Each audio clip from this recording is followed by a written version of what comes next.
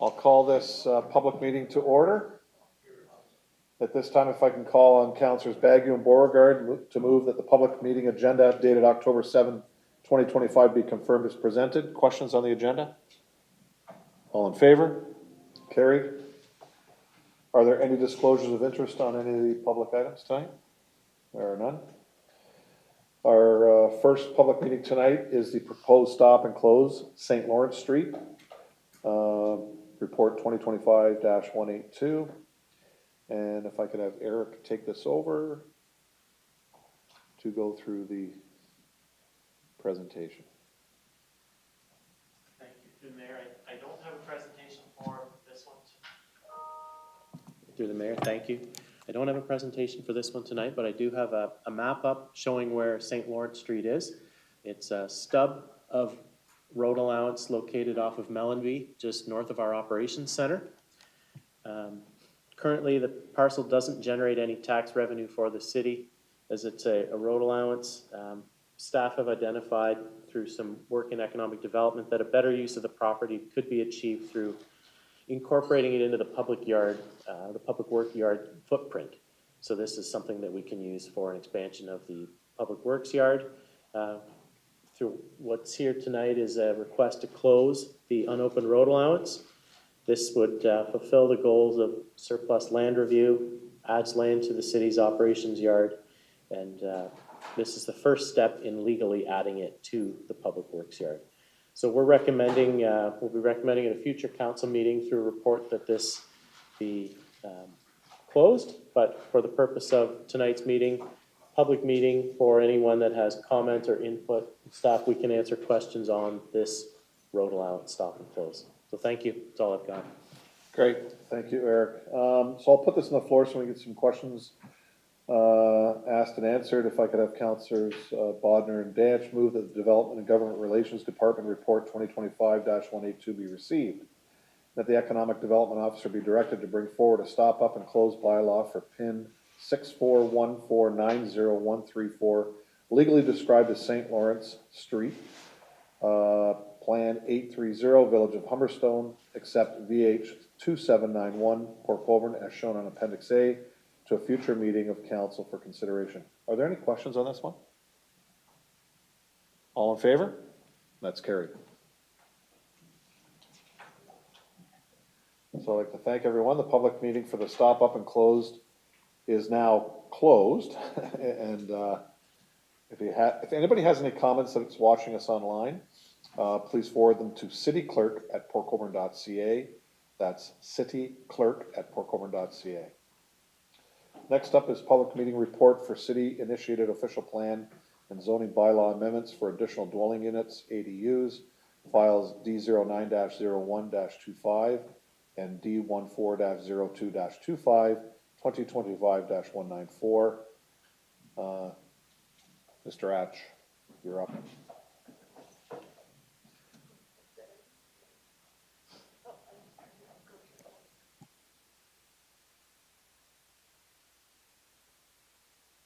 Through to the Mayor, Ms. Martell is going to do this presentation.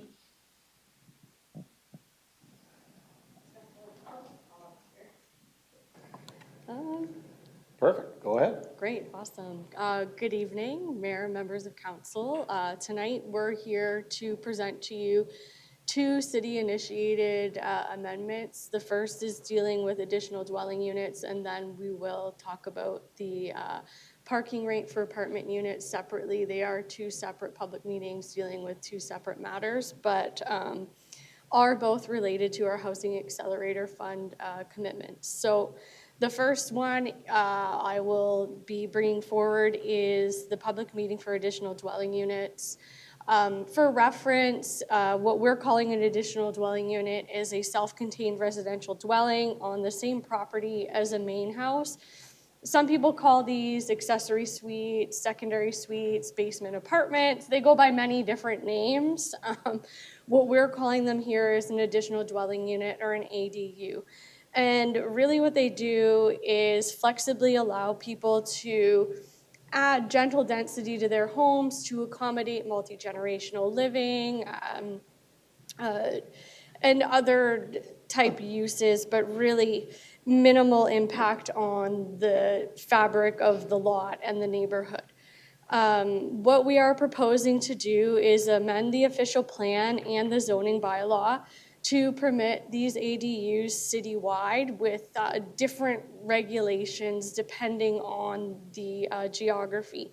In the urban area, what we're proposing to do is update our permissions to permit up to 4 units on a lot. What that means is you could have one main dwelling and up to 3 additional dwelling units on that lot, subject to meeting the zoning regulations, and I will go over that.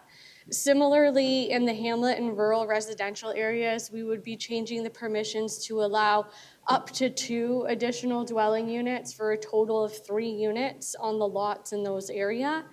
And in the agricultural area, we would be looking to permit 1 additional dwelling unit and the 1 main dwelling. The changes are required to align with provincial legislation. So the province does have, through Bill 185 and other legislation and acts, requirements for municipalities to permit 3 units as of right. We are held to a bit of a higher standard as it relates to our federal housing accelerator fund requirements. We have to permit up to 4 units per lot, and that can be achieved through ADUs.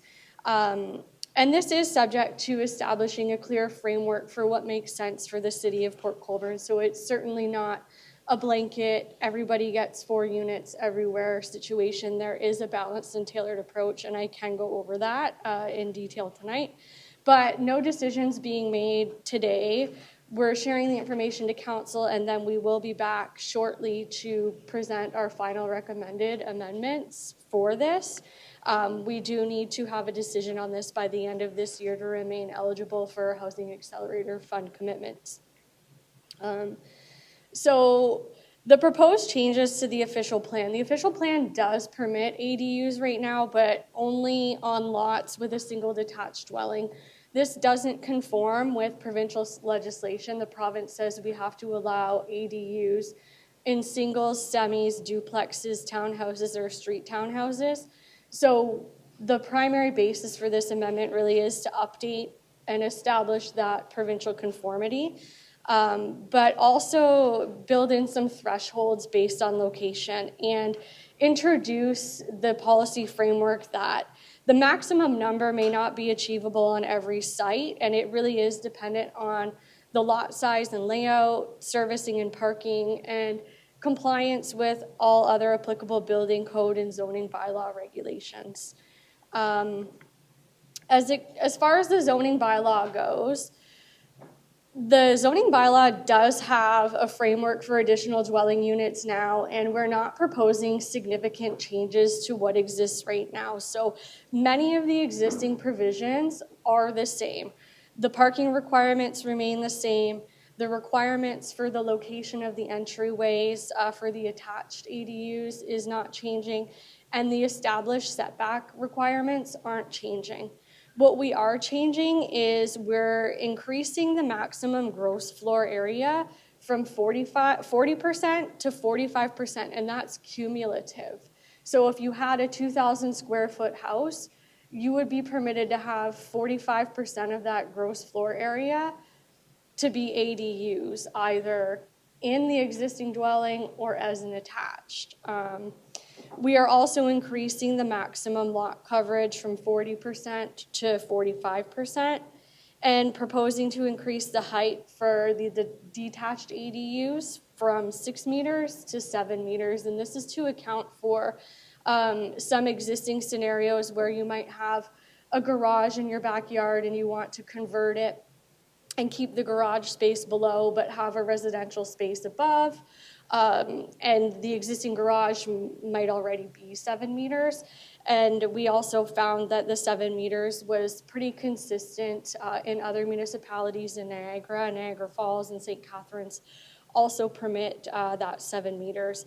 And the other thing I would draw your attention to that we have changed is we are introducing a requirement that would allow an ADU on a corner lot. And right now the zoning just doesn't contemplate that. So we are introducing a new setback for corner lots where an ADU might be on one side and the main house might be on the other side. And we think that that is a reasonable way to use that corner lot efficiently and effectively with minimal impact. Feedback received to date, so we did do a survey. It ran from August 27th to September 23rd, and we did have 200 completed surveys, which is a significant amount, I would say, for a municipality of this size. The engagement was quite good. We had our open house at the Golden Puck Room at the Valley Center on September 16th, and 30 people attended, so that was good turnout as well. We circulated internally September 16th, and then the public notice was in the paper on September 13th and September 15th. And I would say basically from the survey and the open house, most of the feedback we did receive was positive. In the open-ended responses to the online surveys, we did hear that most residents support this, but want to ensure that there's an appropriate set of standards put in place. I think that there was maybe confusion or misunderstanding that it would just be for no matter what, wherever, but that's not the case. There's a regulatory framework that would establish the amount you could get. And to get that you would have to have quite a large lot, quite a large volume of house existing already. And we did, interestingly, at the open house, receive a lot of feedback from members of the rural and hamlet communities requesting that we consider permitting 2 detached additional dwelling units in those areas to recognize they have large lots and large homes, and they may want to use their land differently and not split up their home, but still accommodate a unit for their son or daughter or grandfather on their property separately. And we are considering making a revision to address that condition before we come back with our final recommendation. And then I think we heard some feedback more about clarifying the permitting process, making it a bit easier to obtain your building permit for ADUs, and potential considering opportunities for financial incentives later on down the line for ADUs. I'll wrap it up quickly for next steps. No decision is being made tonight. We are here to receive feedback from council and the public before we move forward. Like I said, we are looking at ways to make some minor tweaks to the zoning framework to be a bit more flexible in those hamlet and rural circumstances where 2 detached ADUs might make sense. And we will be coming forward with you or to you with our recommendation quite shortly. Again, as I said, by the end of the year, we need to have a decision to remain eligible for housing accelerator funds. If there are members of the public participating online and would like to submit comments, you can submit them to myself, Kelly Martell, or to Charlotte, the city clerk. And with that, I think that's the end of this presentation. If there are any questions, I'm happy to answer them or defer to Eric. Great, thanks, Kelly. I'm going to throw it on the floor just so we can have questions and comments at the same time. And there are no delegations here this evening, and we don't have any online, so it'll just be from council. So if I could have Councilors Hoyle and Aquilina move that Development and Legislative Services Department Report 2025-194 be received for information. The council directs staff to consider council agency and community feedback received as part of the statutory public meeting prior to bringing forward a subsequent staff report recommending adoption of the proposed official plan and zoning bylaw amendments. Questions? Councilor Bruno. Thank you, Worship. Excellent presentation, Kelly. I had the opportunity to talk to Kelly and Eric during the week and answered a lot of my questions. But 2, just for on the record and folks watching, My biggest concern, having been on the Committee of Adjustment for a number of years, is that invariably see whether it's garage height, um, various percentages of lot cover, et cetera, end up coming through the Committee of Adjustment where the inevitable word minor becomes very subjective. And if we're going to be serious about ensuring that ADUs, maybe more so in the urban area, perhaps not, that the Committee of Adjustment becomes another route to go to a lower percentage, I guess it would be, in order to meet the criteria for an ADU. And the number is like 2% or 3%. And you're left at the an enviable position that if the planning department feels that 1 or 2% is workable, it becomes more and more difficult for the Committee of Adjustment members to look at that with a positive report from planning. And we're in the position of feeling that if it's appealable, not that it won't be, couldn't be anyways, but that the planning department in its wisdom has felt that it meets the definition of minor. And I just worry about mission creep on all of this. And so I'm wondering if one of you could address how this doesn't often get punted to the Committee of Adjustment for the ability to change things, height, percentage.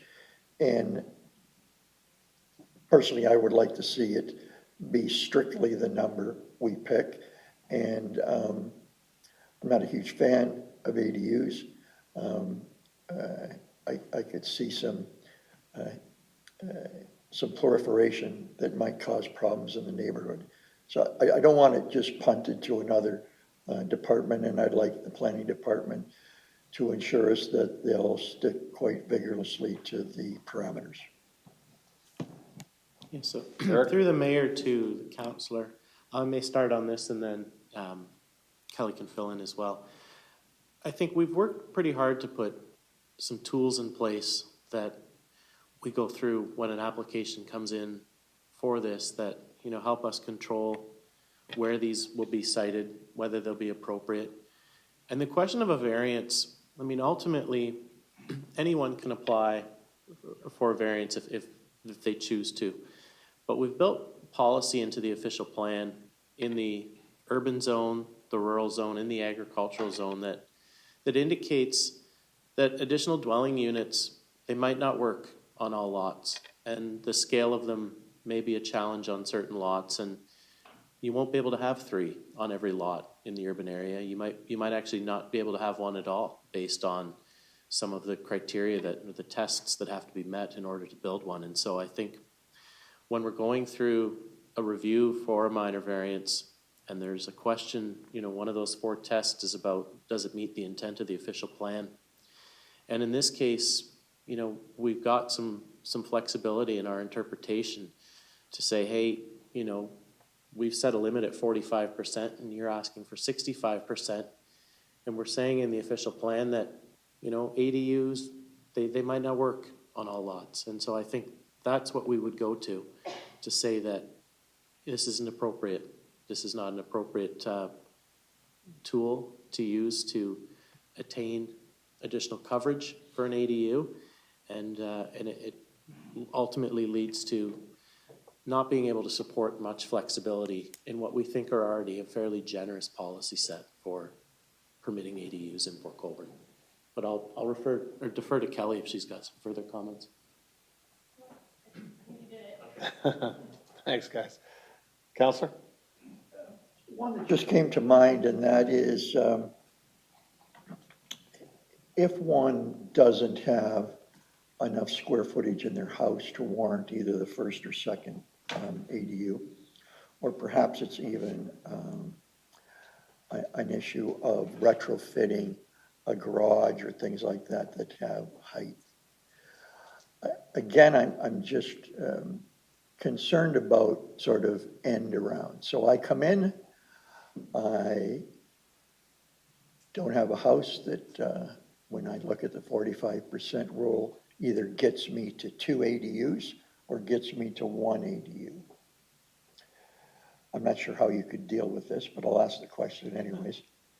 So I'm preparing for an ADU down the road, and I get a building permit, maybe a variance, and I expand my house footprint. Or I raise the height of my garage, and then a year later I come in, I now meet the criteria, whether it be garage height or housing, finished space in housing. Anything to deter that? Through the mayor to the councilor, I suppose, you know, if people want to find an end way around thing or loopholes, those will always exist. But ultimately, in constructing an ADU, you still have to meet all the other requirements of the zone. You've still got to meet setbacks. You've still got to meet coverage. And if your route to doing that is to build an addition on your house 2 years before you come in for an ADU, then I suppose, you know, you may be able to get away with having a larger ADU as a result. But, you know, the cost of these is not insignificant. And I think, you know, I don't anticipate that we're going to see these in every neighborhood. And if we're talking about pre-construction of an addition onto a house, that has significant cost to it in advance of building an ADU. I'm not saying it won't happen. It certainly could happen, your scenario, but again, you've got to meet the zoning requirements. You've got cost considerations. There's servicing considerations, and back to that official plan policy of it's not going to work on every lot in the city. Yeah. Councillor? That's all for now, Mr. Mayor. Thank you. Thank you. Councillor Bodnar? Thank you, through you, Mr. Mayor. To Kelly, I guess I'll start with clarification. Does rural residential capture lakeshore residential? Is that one and the same? Because I didn't see that listed anywhere. Yeah? Through the mayor to the councilor, I think what we're trying to establish is the urban area captures the urban area. And if you're not in the agricultural zone, if you're rural residential, if you're hamlet, if you're rural, if you're lakeshore area out of the urban area, that's that mid-tier there. Yeah. Okay. Also, so if they're allowed in the rural area, will there be any stipulation on that they can have a well or a cistern? That's a consideration for a lot of people with wells, that they'd like to see maybe a cistern in these. I'll ask that. Through the mayor to the councilor, there's a number of options for these depending on the size of them and where they're located. If, for example, the ADU is in the same building as the primary dwelling, so if it's a converted basement, we would expect that it would share services with the main dwelling.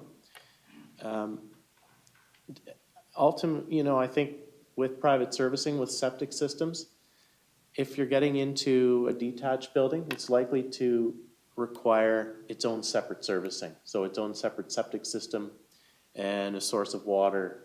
That could be a well, that could be a cistern. But those all need to meet setbacks set out under the Ontario Building Code. So I think it's 15 meters between septic systems and wells. And again, it comes back to this all has to be able to fit on the lot and fit within the zoning. And yeah, so if the question is, you know, could they share services? They could. Could they have a cistern? They could have their own cistern and their own private septic as well. Okay, so I guess what I was getting at is you're not going to stipulate it has to be a cistern. No.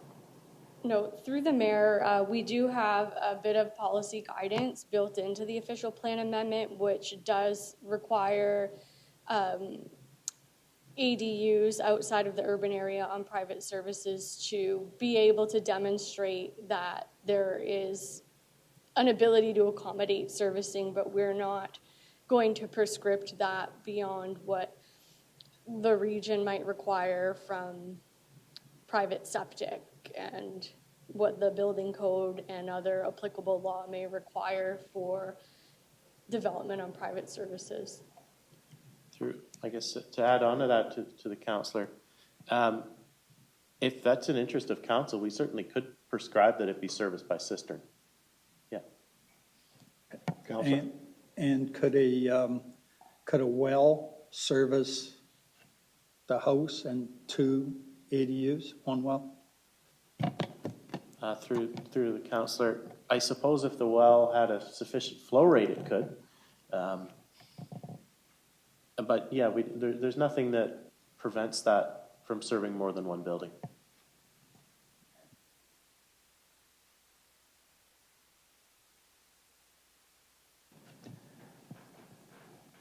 So I think I read in there, it was clear that these additional dwelling units are not to be short-term rental units.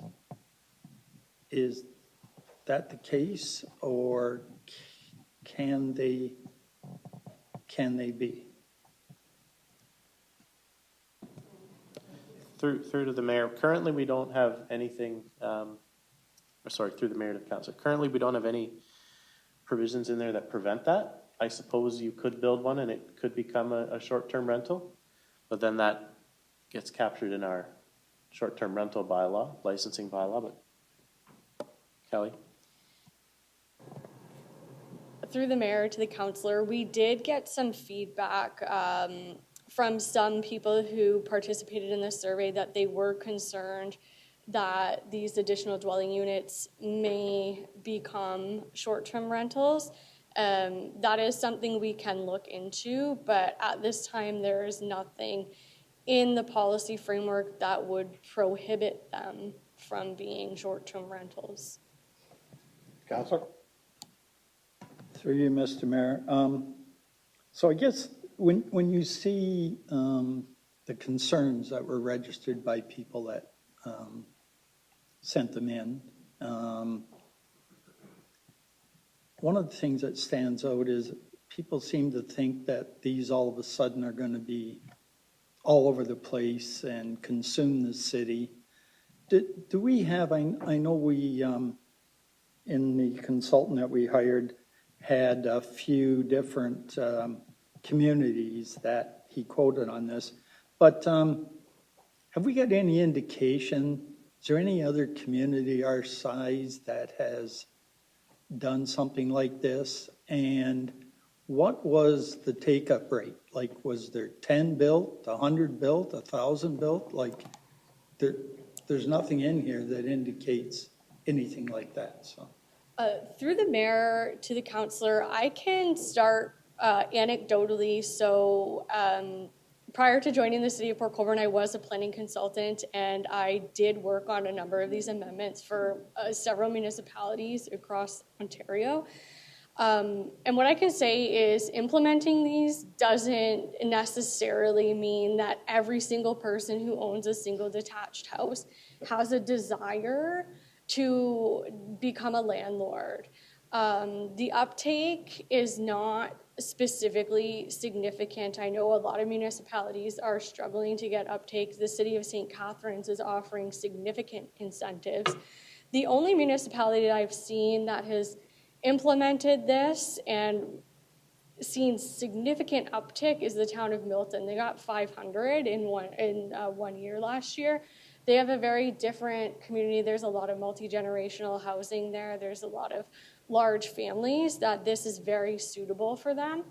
But most other places in Ontario, I would say, they're not getting even into the hundreds.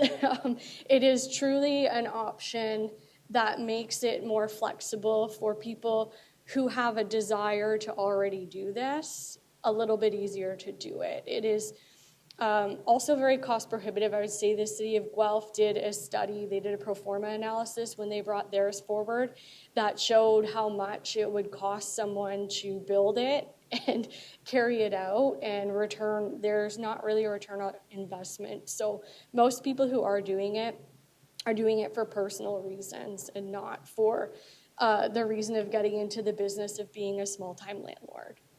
So those are all anecdotal, but Eric, I don't know if you have anything to add. Thank you, Kelly, and through the mayor. I think the only other piece I'd add is that we're getting these regardless of whether we choose to approve this zoning amendment that's allowing for up to 4 units. The Planning Act in Ontario was changed, and we're in a position where we have to approve up to 3. So three is the minimum requirement across the province. We're going 1 more, but in doing so, we're trying to put some controls in and some tests that have to be met in order to build them. So, could they be used for short-term rentals? They could. Do we have an effective way to put a policy in place to prevent that? Maybe initially, but down the road, they can, you might be building it for someone to live in, and then they move out, and it becomes a short-term rental. I'm not sure that's within our ability to try and regulate. I think, we're trying to bring forward an amendment that gives us the most control possible, while also meeting our obligations under the Housing Accelerator Fund to go with 1 unit more than what's being required by the province in our urban area. So that's really good to hear. That clears up a few things, and I think maybe answers some questions that were on our list with the surveys. So there's no okay, I'll ask the question. Can someone have a single family home and maybe they have room for 3 on their property? Are they required to live in that home, or can they all simply be rentals on that piece of property? Through the mayor to the councillor, I suppose they could be rentals. Yeah, unless, that comes back to a short-term rental bylaw and whether or not, down the road, we want to look at that and making that an owner-occupied short-term rental bylaw. Yeah. I would add through the mayor to the councillor, there are 2 municipalities I'm aware of that do stipulate that the owner live in one of the units. That's the city of Guelph, and they may have changed it since I've last looked, and the town of Coburg. Administratively, it's a lot. It's a significant undertaking for staff to then go and confirm that someone is living in there, but that is a route other municipalities have taken. Okay, I guess to have it owner occupied, it would seem to me then that person has skin in the game where they got eyeballs on what's going on and not just live in some other city and rent it all out. I know we have bylaws and bylaw officers, but I don't know. I think I'd be open to having that. I don't know if we can put it in or council wants it in, but at least I'd like to see that as an option. And I think that's it, Mr. Mayor. Through the mayor to councillor, that's certainly something that would be easy enough to put in as a test to check at the time of application. So a building permit comes in, we would look and say, is this your primary residence? It could pass the test at that time, and then it could be constructed. The future sort of monitoring of that becomes difficult, but if there's a thought that may keep away some certain, a certain element of construction occurring that we don't want to see, then that is an option and would be fairly fairly simple to screen at the building stage. Counselor Bagu? Thank you, Mr. Mayor. I got a few questions. Excuse me. One of them in Appendix C, first paragraph. There's an address in there known as 242 to 246 West Side Road. Why is that address in this bylaw? Through the mayor to the councilor, that was a typo, and it was brought to my attention on Friday, but the agenda had already been published, and before we finalize it, we will be taking that out. So that's a clerical error on my end. No problem. The other thing, when you have a cistern, can you get a variance for distance for your residents? Through the mayor to the councilor, on which item? On a cistern? Oh, on the cistern? Yeah. No. So if we put in our official plan, what I'm getting to is this. We put in our official plan all the setbacks, established setbacks. It doesn't go to the Committee of Adjustment. These are the setbacks, period. Is that possible, or is there some legislation we have to have that option for a resident? Through the mayor to the councilor, we don't have any of the setbacks in the zoning bylaw for septic systems, cisterns, or wells. That's all regulated under the Ontario Building Code, which right now the region is doing the permitting for us. There's no flexibility in reducing that 50-foot, 15-meter separation distance. Do you So- what about putting an ADU? I'm talking about those setbacks on the ADU. Can't we just so have, this is the rules? That's it. So the ADUs need to meet the setback requirements for the zone that they're located in. And this, back to a policy we've got in the official plan that's saying they may not fit in all lots, they may not fit in all yards, you may not be able to build 3, you may not be able to build 2, you might not even be able to build 1. I think, depending on what comes in, if someone's proposing to build a single ADU and they need a few inches or a few centimeters of relief from a single setback, potentially we could consider that, or the Committee of Adjustment could consider that. But it needs to be, what's the cumulative impact of what's being proposed? If they need relief from 3 setbacks and height, and they're not gonna meet the percentage, then it's a no.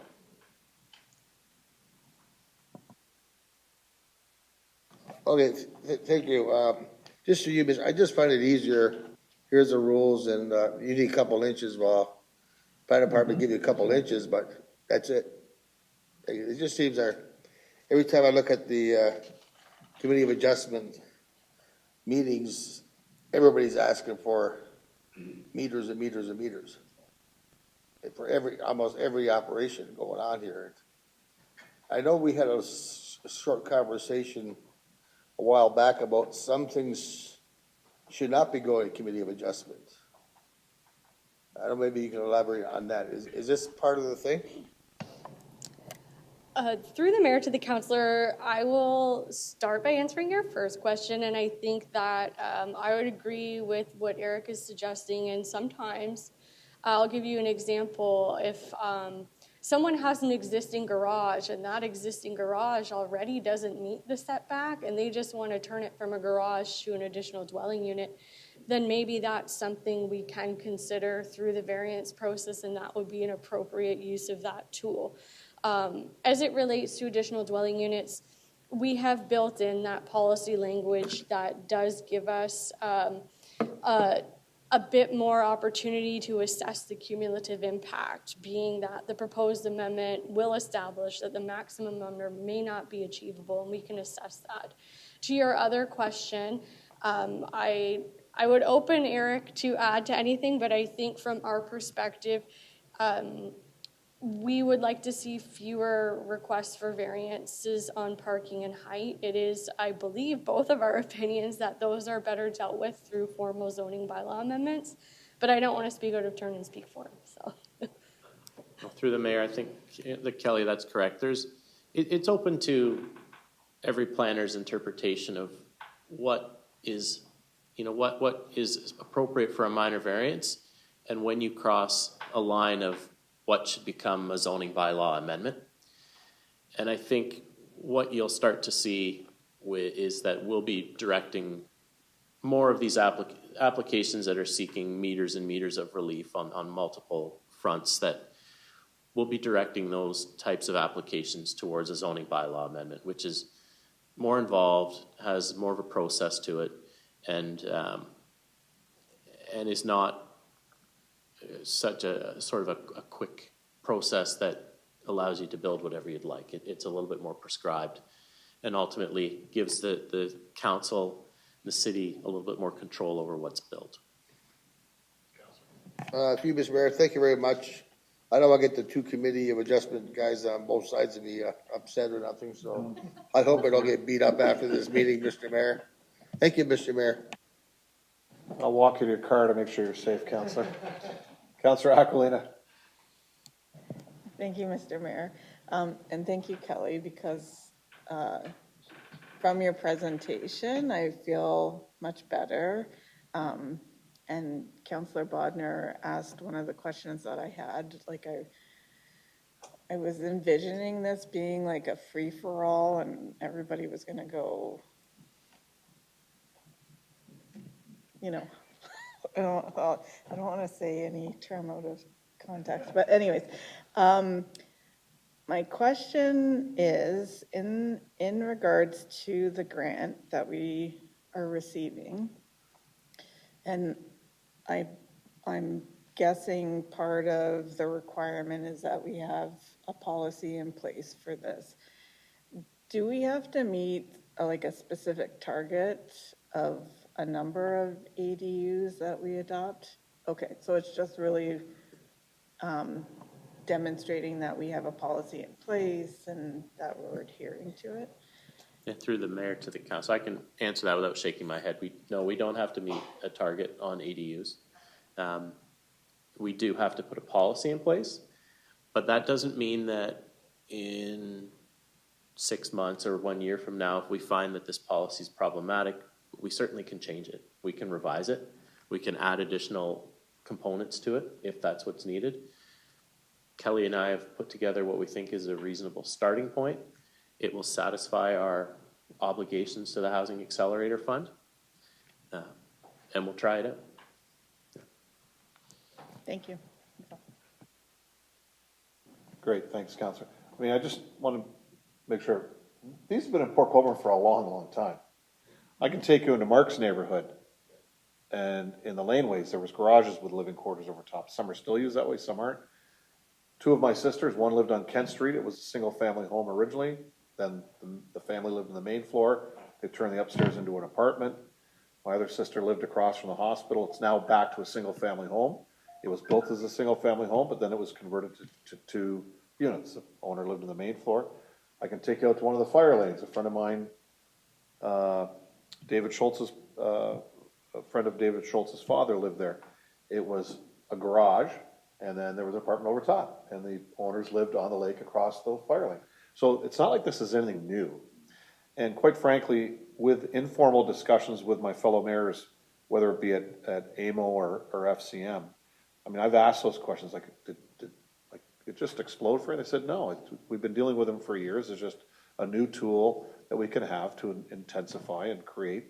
And the majority of them, their comments were, like staff have said, most of them are for like granny flats and in-laws and family members that are moving into a house or a detached structure that can live on the same property. So I know there's concerns with regards to short-term rentals and that, but I think we can mold this so that it's very tight on that, and that, somebody wants to do it that way. There's not just this bylaw and zoning amendments and planning that you got to deal with, but then there's our other bylaws that they have to deal with. So I don't think it's going to be this free-for-all. Like, somebody said to me, oh my God, they're going to buy a house over on Charlotte Street, tear it down and build 4 units on it. I said, no, you can't do that. It's not big enough. So the rules are already there. Like, that's not going to happen, and staff have assured us of this in our conversation. I'm sure those that have talked to staff have had the same thing. So it's both the federal government made it actually 4 under their rules for us. and, for funding, and then the province is 3, or minimum 3, so. Any more questions? Okay. Oh, Counselor, yeah. Thank you, Mayor. I'm glad you clarified that. When I heard 3, and we're doing 4, I didn't realize that 4 has to be in the rules to qualify. Through the mayor to the councillor, yes. 3 is the provincial requirement under the Planning Act. 4 is our commitment under the Housing Accelerator Fund. So to receive a portion of that Housing Accelerator Fund money, we need to add that 4th additional dwelling unit to the policy.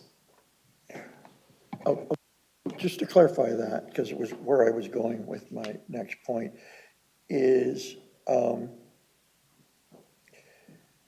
so you can't have 3 in the bylaw, or you get clawed back money, or you just have to have the ability or the right as of right 4. Through the mayor to the councillor, I will give the example of the town of Oakville. Through their Housing Accelerator Fund, they were required to permit 4 units as of right through ADUs, just like we are required to, just like Burlington, Milton, Guelph, Halton Hills, Halton Hills didn't receive it, whoever received it basically is subject to this requirement. Oakville said, we're not gonna do that. And the federal government said, please pay us back all of the money we've given you, and we will not be giving you any more money. So they are not in Housing Accelerator Fund anymore. Is it appropriate now to talk about the parking issues around ADU? Yeah. Okay. So one of the issues in a conversation with you and Kelly was that you can have 2 cars, I guess, stacked back to back, not 3 long. I didn't ask this part, if you're wide enough, you can have another 2 stacked, like side by each and behind. Is that correct? Through the mayor to the councillor, I believe our zoning bylaw says you can have 7.5 meters of driveway width or 50% of your frontage, whatever is less. Okay. So 7.5 is near 25 feet in width. So I suppose you may even be able to get 3 cars real close Yep. to each other. Yep. If you had sufficient frontage to permit that, each of those would be permitted to be parked 2 deep.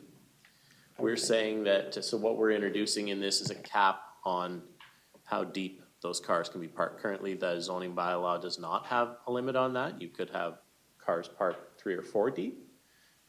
We're saying for the purpose of building an ADU, when we're reviewing parking, we're not going to accept parking spaces that are beyond 2 deep. Thank you. So in that, if we're going to deal with parking separately, what does happen if you have ADU applications and we change those parking restrictions? They're then whatever the rule is of the day, right? They are effectively retroactive. Through the mayor, that's correct. Through the mayor to councillor, that is correct. And parking may be one of those issues that stops someone from being able to build a 2nd or a 3rd ADU. Yeah. Because I think a lot of the concern expressed tonight and by the public is about is not about so much the ADU and the builder or homeowner being able to do it. It's about what problems it may cause in the neighborhood. And so parking has been a concern of ours as a council when we've approved draft plans in buildings now, and the level that, and the mission creep that's going lower and lower. My concern is, like I often find when I have issues as a counselor, I'm happier that it's a zoning issue as opposed to a bylaw issue, because the scale seems to be more, the volume more, and it really tends to almost cause, someone in the neighborhood who has to be the constant complainer if it's repeat. Generally speaking, the neighbor can identify who the complainant is, and that builds an animosity. I think we're all about, as city councilors, wanting to make sure the integrity of the people who are already there. And so it's great when you put rules in, people can do it, but they know about it before it's done and they go in with their eyes wide open. My concern is, well, does the accompanying zoning bylaw take care of parking infractions because it's an ADU, as opposed to it being a parking bylaw complaint?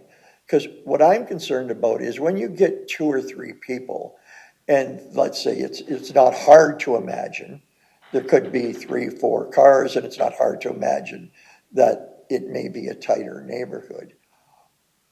My concern is, what happens when you have the boat, the garden trailer, the snowmobile trailer, the RV, and so, the cars are pushed onto the street if those things aren't parked at a storage area or your friend who's got lots of land, or then, and because I've seen it now in town, the boat on the trailers on the street, because you can have 4 and you need, and so I'm trying to just head off at the pass, knowing, is the infraction on parking going to be part of the zoning police as opposed to the bylaw officer? Eric? Through the mayor to the councilor, I think it's gonna be both, because we're talking about potentially 2 different infractions. We've got the point in time infraction of, the RV parked where maybe it's not permitted, or the boat parked on the street where it's not permitted.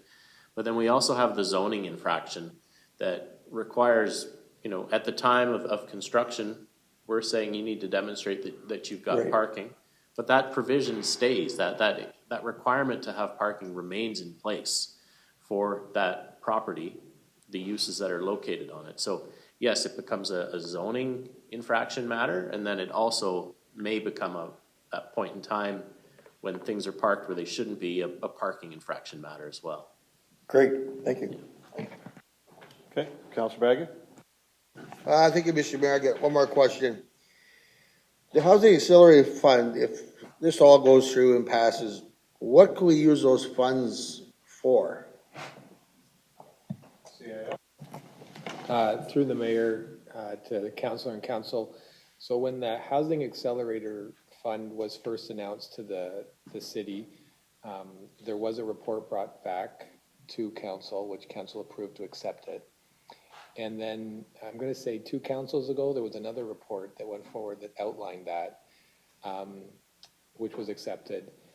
The majority of the funds are about, maybe not majority, that's not right. Half of the funds are being used to do the wastewater relining within the city. So council approved $10 million to reline 1/3 of the waste water lines within the city.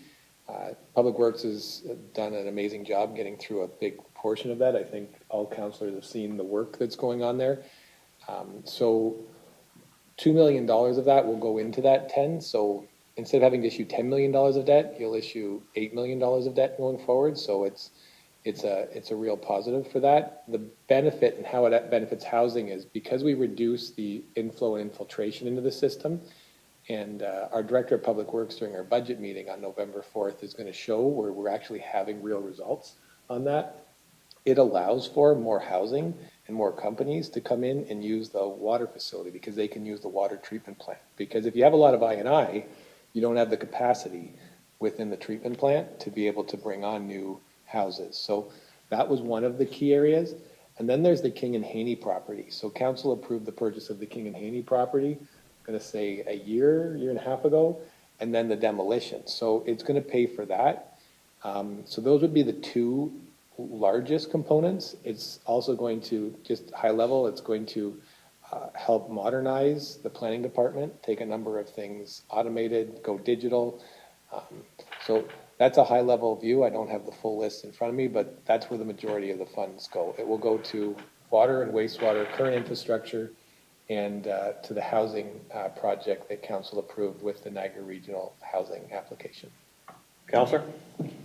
Okay, thank you. So, if this is accepted, we've already got plans for the money. And I think I said something in the mayor's budget, those initials. And that's why I asked the questions, because of the mayor's, proposed budget, so. Okay, thank you. Counselor Bruno? Thank Councilor Beggy for bringing that up. I've had 2 requests from people that don't know where that money's going. Thank you very much. And I've been very interested in the proliferation of draft plan approvals. And we're hoping that some of it could be used for urban design and design criteria, and also more on the traffic study area. So I understand that we qualify for the money on housing, but I guess also to Councilor Baggy's point, is there an opportunity for some of that to be accessed, or is it all used up? To the CEO. Yeah, through the mayor to council. So the report has come back outlining, I'll try to find it as we continue to work with questions with Eric. Maybe we can come back to it. I'll try to find the report. There might be the opportunity to reallocate some funds. The priorities that council has put forward, whether it be through this fund or another fund, staff's committed to trying to find a way to make that happen. So I think I'll just reiterate on behalf of staff, having some design guidelines is, and I'm seeing some shaking heads by our planning staff, is something that they desperately want. So a model to get that will come. Thank you. Counselor Bodnar? Thank you, Mr. Mayor. Through you to, I guess, the CAO, because we're talking about the accelerator fund. This isn't a one-off thing, right? Like, it's going to be ongoing. Like, we'll have access to money at some other time through this. So it isn't just the money that we got, it's the money that we will continue to get, hopefully. Am I correct on that? CAO? Through the mayor to the councilor and council, the funding actually comes over, right now it's over a 4-year period. So the 4 million, we get about $1 million a year. So it is continual. The real goal here is to help improve the situation to which we can have more housing options within the city. And that's where you get a secondary funding option. You bring in those other housing and affordable housing. So not only do you benefit your residents, but you build a stronger tax base, which creates legacy funding going forward, as well as water and wastewater contributors to the system. And so this is one of those grants that really accelerates projects that you can just keep on supporting the city for a very long period of time. So I agree with you 100%, Councillor. Counselor? So just because you touched on that water and wastewater, I think we all seen some of the comments that came through on this from people. And some of the suggestion was that, through Mr. Mayor, maybe to planning, if they know, that our services aren't good enough to handle all this, whatever the amount of these units that come on. Can someone clarify that we can handle this, that, our sewers are big enough, the water's okay? Mayor, I can jump in only through yourself to the council. We can handle this. We've had studies done, and we've had studies done not just because of this residential, but because of all the work going on with the Asai Kasei plant and building the east side employment land opportunities. We don't have the Director of Public Works here today to speak to it, but I can assure you we have the capacity to bring on this housing. Counselor? And through you, Mr. Mayor, to the CAO, seeing as how we got him up there. There was some comments on that this could increase the cost of water.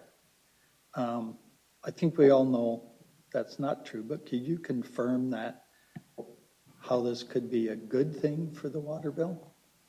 Yeah, through the mayor to the council and council, would have by no means would this increase the cost of water. In fact, by adding people to the system, we're gonna share the fixed cost of the system over more people. And that, over time, will help make the water system more economical for everyone. So it's an economies of scale game. The system was built quite large, the plants are quite large, and we have the capacity to add people to the plants, and by adding more people to the plants, we can spread those costs over more people. And that's the long-term play. Yeah, the wastewater plant right now, Ron, is 50%. I think that's Double the size of important. the city, you still got lots. Sure. And I think that's important to get out there because some people may only see those comments and, Yeah. you know, not hear the rest. So, thank you. Okay, That's thanks. it. Councilor Bruno. Just on that particular question on water and wastewater services, I know I'm pulling back to what the topic of the meeting is, the ADUs. Yeah, so I'm gonna give everybody a little bit of leeway, but try to stay on topic. Well, no, I think this is the ADU I'm dealing with here. So when you build an ADU, you're not getting a DC charge, I understand, is that correct? Through the mayor to council, yes, that is correct. It's exempt from So, development charges. again, with the understanding that there's not gonna be 1,000 of them or 400 of them, but, you know, one of the things that should be noted for the record is, so the ADU doesn't attract development charges, but it does attract people and it does serve a purpose. But it doesn't buy the extra spot in the plant, and it doesn't buy a spot in the fire truck, and it doesn't buy a spot in the library and parks and all those things. But when you start getting into 2 or 3 ADUs, and of course the water line is coming from into the house, and it's branching out to the attic, it's branching out to the garage. Is there a concern that the standalone 1-inch or whatever it is service line, like, we have a mechanism in water metering that if you're so many units, I think it's the pump, it's the meter that's different, or the channel. So can I be assured that building or someone will be checking that? Because there may be a way to get a higher fixed charge because of the size of the service going in, because you're probably not going to run maybe an independent service. Eric? Through the mayor and the councilor, yes, that's one of the items that's reviewed when it would come in for permit. And the way it's set up right now is we are open and potentially encouraging detached ADUs to be on a fully separate water meter. So a full separate water user with a separate water meter. There may be instances where it can be tied into the principal dwelling and extended, but you know, if we're talking more than one additional dwelling unit, as you're saying, you know, the standard service may not be sufficient, and we would be looking at if it's not an upsize in the meter, it would be an additional service connection, which is then to the CAO's point, an additional user on the system. Great. Yeah.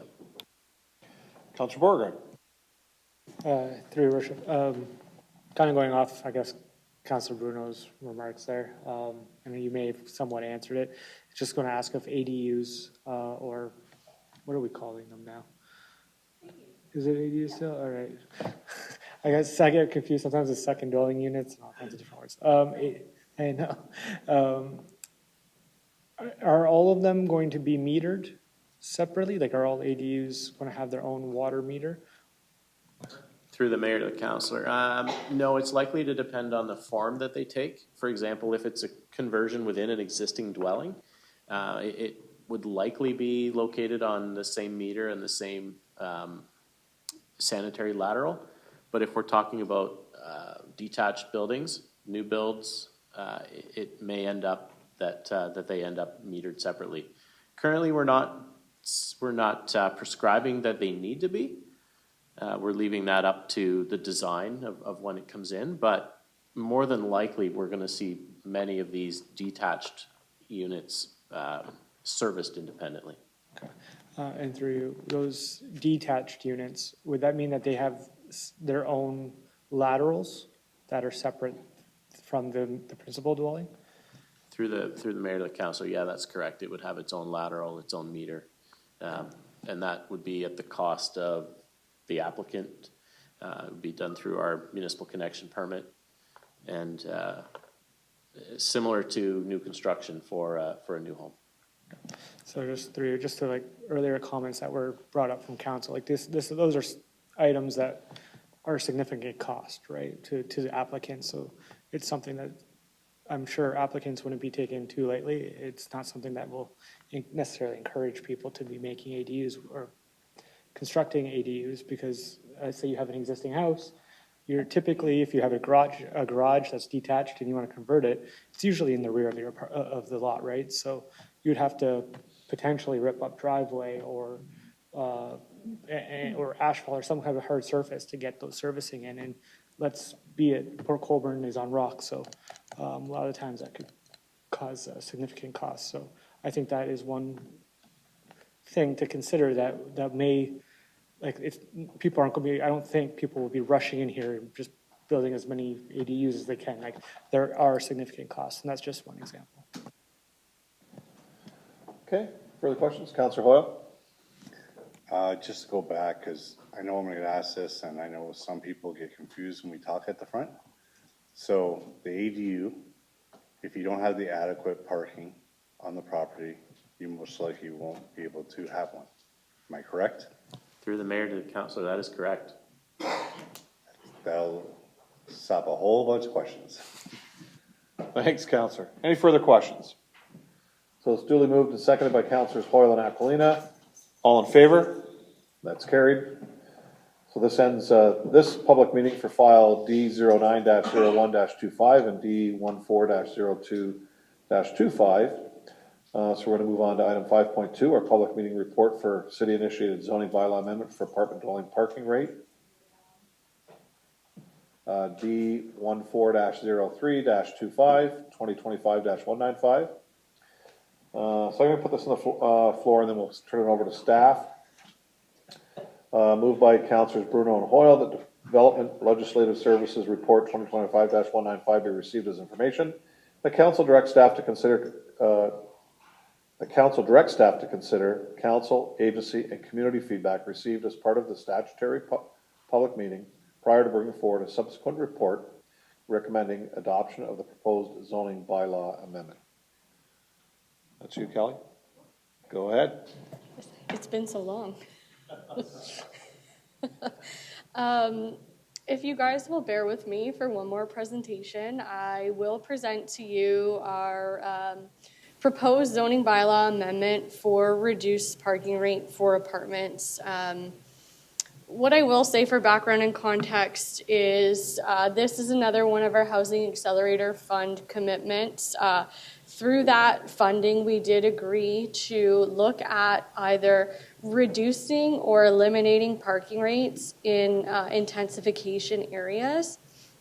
And the way in which we're proposing to do this is looking at reducing the parking rate for an apartment building, which is an intensified use. And so again, no decisions are being made tonight. Really, we're here to present to you the proposed amendment and take feedback prior to presenting the final versions of the amendments for a formal decision by council. And we will be back before the end of the year to get that decision. Like I just mentioned, our approach to the half requirement of reduce or eliminate parking requirements is to review the parking rate for apartment dwellings. So currently, that rate is 1.25 spaces per unit. We didn't want to arbitrarily reduce or eliminate the rate without any evidence-based research, so we did retain independent consultants, Watson & Associates economists, and Dillon Consulting, their transportation division. And they looked at parking rates in other municipalities for comparative purposes. They reviewed recent development activity in the city where reduced parking was sought or approved. And they did do some real-time parking analysis at 5 sites in the city. The findings of their report are attached to the staff report for further review. What they did find through that was the 1.25 spaces per unit may be higher than necessary, and they did recommend updating our parking ratio for apartments to 1.1 spaces per unit. So they did not agree or find that eliminating parking requirements was appropriate, but they did find justification for a mild, modest reduction in that parking space requirement for that specific use. And the zoning bylaw amendment implements that 1.1 spaces per unit. What we are also doing through this amendment is proposing to revise the definition of apartment dwelling public. An apartment dwelling public is typically regional housing or subsidized housing. They're subject to a different parking ratio.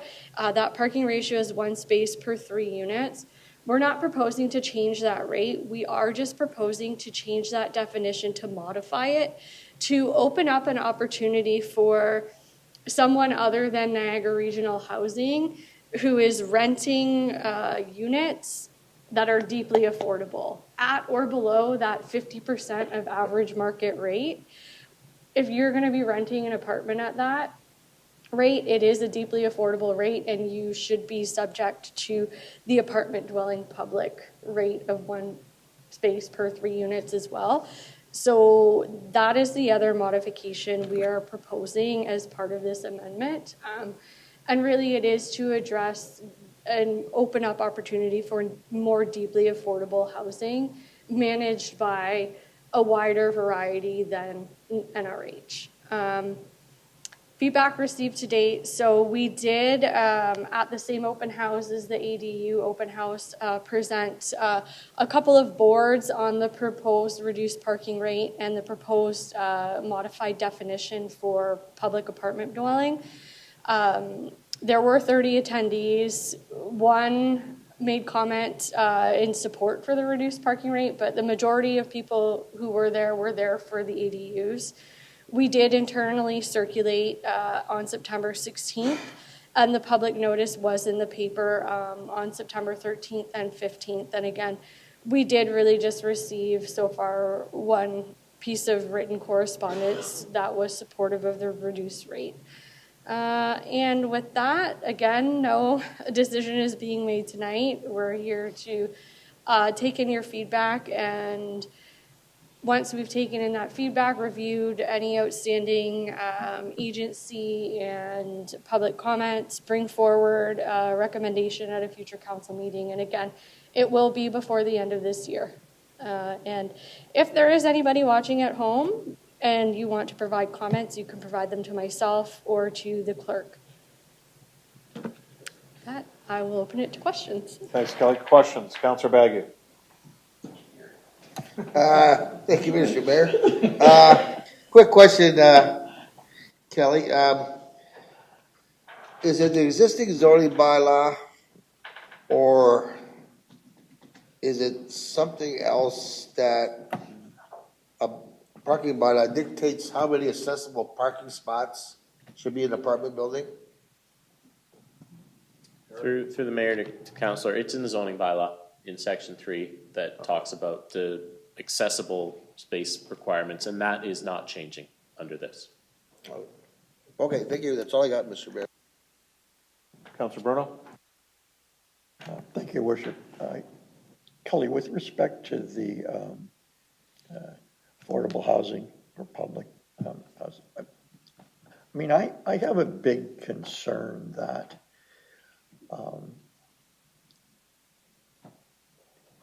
you know, you talked about how things are difficult to police in our previous conversations on ADUs. And this to me is one of those ones that I get it as to why the lower rate and the occupants of the building, being affordable housing, may not have the extra car, or they're single, they have one car, I get it, and they use buses and our transit system and all of that. I'm concerned about the new provision of non-regional housing. Only to the extent that you can prove definition of you having affordable units, and 3 years later you could be sold, and the new owner decides to go away from that. He doesn't throw anybody out, he uses attrition, and the unit now is a different use. And quite frankly, from what I've seen, and particularly one case, someone who didn't quite meet the draft plan to get their approval on parking could easily, for the dollars involved in trying to expand your land footprint to meet the current criteria or future one, can easily say, I'm going to have 5 units that are this way. And so the mix allows me to get under the land envelope that I have.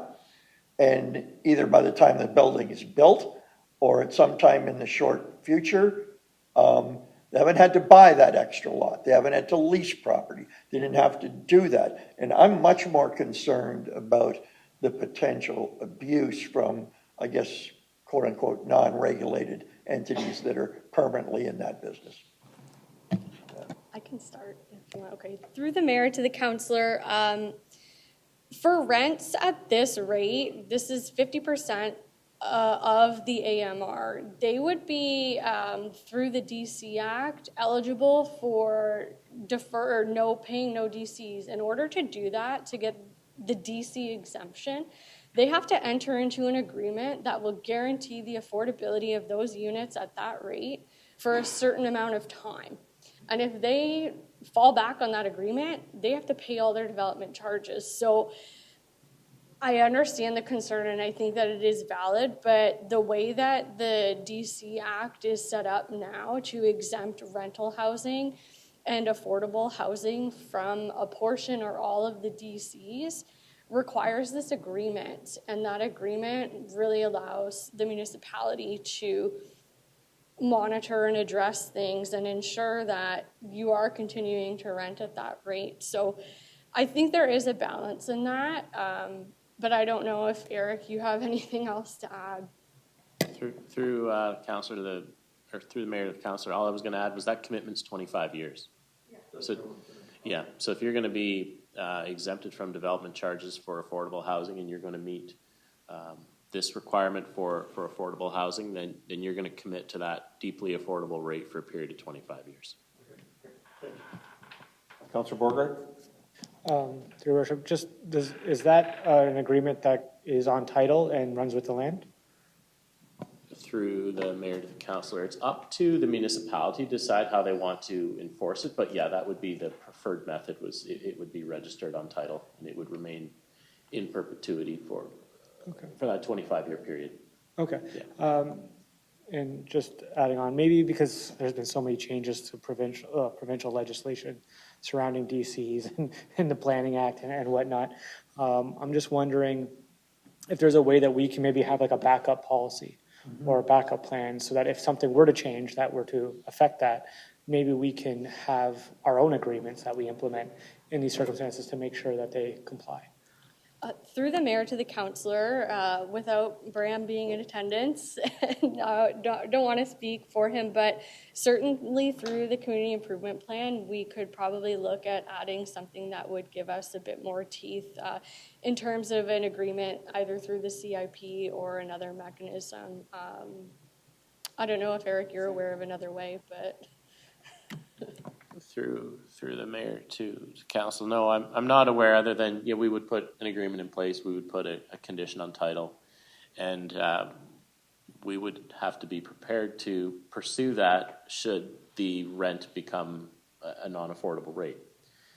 I think the DC exemption alone is the incentive to keep that affordable rate.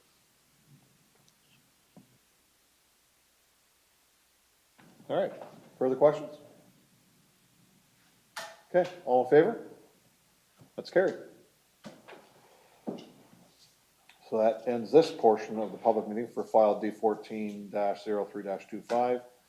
And this is officially closed. Again, if you have any additional comments, for those that are watching online, you can get a hold of the city clerk at cityclerk@portcoburn.ca or planning at kelly.martell@portcoburn.ca. Okay, we have one bylaw tonight, 7.1, bylaw to adopt, ratify, and confirm the proceedings of council of the Corporation of the City of Port Colborne, moved by Councilors Aquilina and Beauregard. Any question? All in favor? That's carried. We're now adjourned. Thank you.